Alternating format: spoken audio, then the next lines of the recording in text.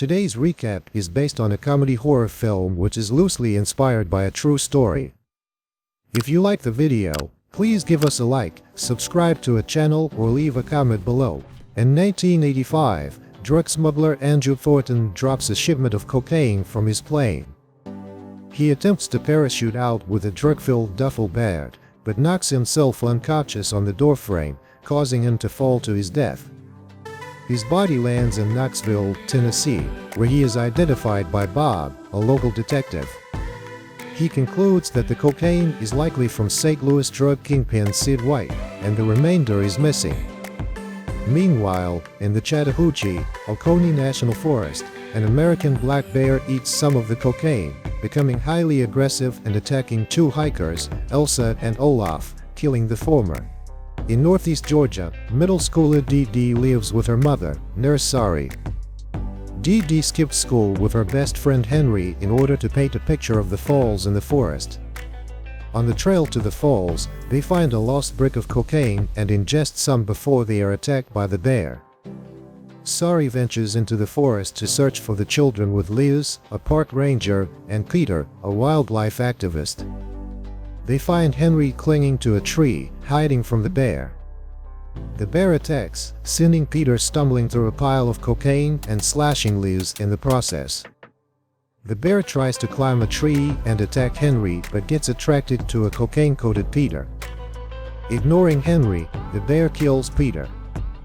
Sari and Henry flee deeper into the forest, and Liz sends for help. In St. Louis, Sid sends his fixer Davy to recover the remaining cocaine.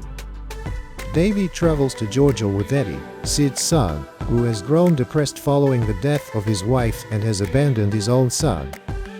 They arrive in Georgia, as does Bob. At the forest station, Davy gets into a fight with the Duchamps gang, three delinquents who cause trouble in the forest.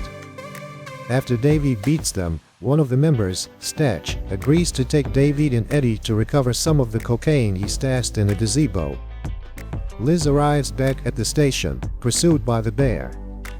Liz accidentally kills Ponytail, one of the Duchamps, before the bear slaughters Vest, another of the Duchamps gang.